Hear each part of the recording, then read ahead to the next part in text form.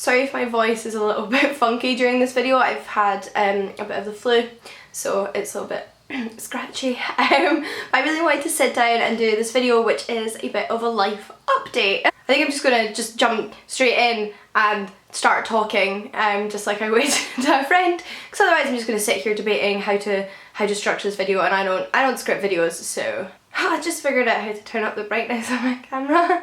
So let's start with last week. So last week I got my degree results back, which was incredibly terrifying. I had been really scared about those results because various things had happened. I just was a little bit unsure about how things were going to turn out. But I'm very pleased to say that I got a distinction, which is a first in my master's degree, which, like, I really wasn't expecting it, to be honest. After everything that happened, my hopes were really that I would get a first in my dissertation, which I've talked to you guys about briefly, and that was my baby, that was my research, that was the thing I cared about, and I was like, you know, getting a first in that demonstrates that I can do what I want to do with the rest of my life. And I ended up getting first in that, but I actually ended up getting a distinction all round, so that was like just wonderful. I didn't get a first in my undergrad degree, which I just think is worth pointing out, not because I'm embarrassed or there's anything wrong with that. I got 2-1, which is still phenomenal, and I'm still really proud of how I did in my undergrad. But I just think it's worth noting that if any of you are going into masters or considering going into masters, to know that you don't need to have got a first in your undergrad to pursue an academic career. It's all about improving yourself and the quality of your work, so I feel like I did that and I'm really happy about that. I'm really proud of myself. And I just wanted to point out that even though I got first in this masters, that like still getting a 2-2 or a 2-1 in your degree is still freaking amazing. Like, well done, high five. This was like really important to me because some of you may know, some of you, most of you probably won't because I haven't talked about it on this channel. I am going to start a PhD next year. So I made a PhD proposal and had an interview and got accepted, and basically I have a PhD place and I've accepted that place. I will be beginning my PhD in January of 2016, so not long now. My PhD is in the field of gender violence in ancient Greece. And specifically I'm going to be looking at sexually motivated crimes against women in Greek literature, how they're used as a literary device, and what this can tell us about real life and the legal repercussions and the cultural implications of rape and sexually motivated crimes in Greek city-states. I don't know how to sum that up quickly, but basically that's what I'm doing my PhD on. I'm going to be working on my PhD with the University of Roehampton, which is in London. As far as I am aware, however, I will not be moving to London in January. There's various reasons for this. So I was incredibly fortunate to get fees funding for my PhD, which is not nothing. I'm sure you're aware of how expensive fees are at English universities. It's absurd. I'm incredibly grateful that I have got my PhD funded fees-wise, because that is thousands of pounds that I don't have, and obviously a really big part of it. But you can't live off fees funding. Fortunately, at the moment, I don't have any outside from fees funding, like living expenses, kind of like a grant. Hopefully that will change, especially now that I have my master's degree results and I have a first. Like, that puts me in good standing to get funding. There's not, however, tons of funding out there for classics PhDs, but I'll definitely be seeking out more funding, hopefully to help with living and stuff like that, because doing a PhD is a full-time job. Like, you really have to be willing to dedicate yourself entirely to your research. That's why at the moment, with not having outside funding, I've elected to start the PhD part-time, because obviously if I started full-time, there would be really no space for me to work. If I wanted to give all of my time to the PhD, there wouldn't be a lot of room for me to work. So basically, this is what's happening. I'm starting in January at Roehampton. I'm going to be starting long distance, so I'm going to be beginning the degree whilst I'm still in Scotland, which is absolutely wonderful. The university are really encouraging, the staff and the department are super supportive. There's just going to be a lot of Skype meetings and presumably some trips down to London for like important stuff. And because it's a PhD, I don't take classes. Like, I won't be in any classes, so I don't actually have to be at the university, if that makes sense. So like it's perfectly feasible, and I'll also be starting part-time so that I can work on the side.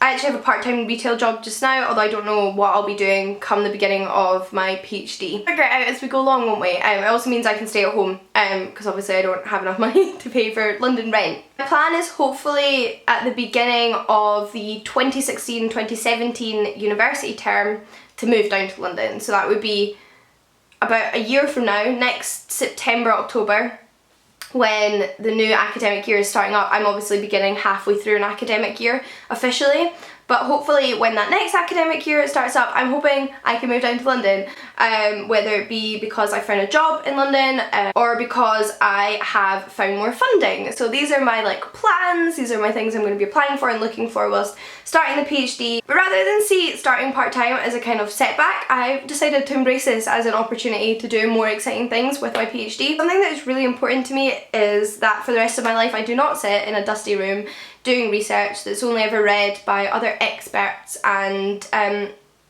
yeah, is really inaccessible.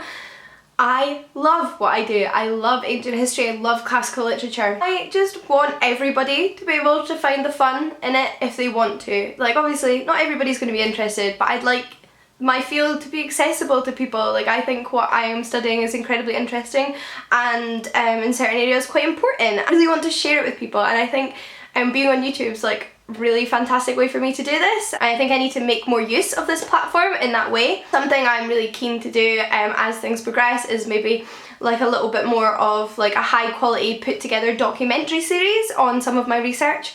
So that's something I do want to think about doing in the future, and I know that Roehampton are like very happy to support me in, and I think would be like quite a fun thing to do, especially if I'm doing my PhD part-time, because it gives me that extra time to do these kind of more like visual creative projects that can share my research and just general ancient history with people. Something I'm definitely going to be doing though starting in January is a sort of PhD series, and I would love to make videos on this channel about studying for a PhD, both on my PhD in particular and what I'm up to on my PhD and what I'm researching, and also just general PhD life and what it's like studying a PhD, the different things that are involved, and just maybe helpful stuff for you guys. Anything that you think would make a good video, please request, because I do want these videos to be interesting and helpful. I think will be a nice way for me to share what I'm doing, because I like sharing what I'm doing. Like I find it, like I said, I find it really interesting and I like to talk about it and share it with people. At the moment I'm thinking of a monthly video specifically on that, but don't worry, like none of the usual content is going anywhere. I still absolutely love talking about books like this and this. This brings me to the last thing I wanted to mention. I have set up a Patreon account. I'm sure most of you are aware of what Patreon is. A lot of YouTubers use it. It's basically like, I think Lex described it as like an online tip jar, and Lena also described it to me as like busking online, both of which I love. I think are fantastic descriptions. Basically this website where people can choose to be your patron, like in the olden times of artists and patrons, and donate a small sum every month to the creator. I myself am a patron of 3 YouTubers at the moment. I love websites like Patreon and Kickstarter and Indiegogo. I think they're fantastic. I am a big fan of them, so personally I have no problem having one. I know people have mixed feelings about it. I do feel like it would be a little bit strange for me to have a problem having one if I don't have a problem giving to them and supporting them for other people. I don't expect any of you to give me any money, and this is certainly not me saying I will not upload videos unless you start tipping me, but I do think it's a nice way to like acknowledge that you like somebody's content and support them in making stuff. And like I said, I really want to kind of bring my PhD and my YouTube channel together and like do some really fun stuff as time goes on, and that would obviously be of incredible help if anybody was just giving $1 a month. Like indescribable amount of help. That's how I've set it up. Like I said, it's just like busking or tip jar. I'm gonna keep making everything I'm making and make more at that.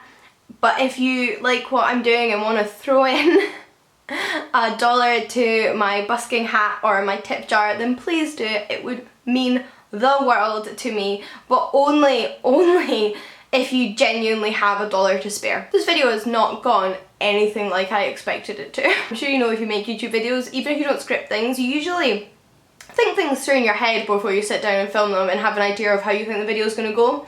I don't think I've said anything the way I expected to say it, and we're 20 minutes in, so we'll see how this edits. But yeah, that's basically what's happening with me. If any of you have done PhDs and have any advice, please send it my way. If you have any questions, then also please ask them in the comments down below.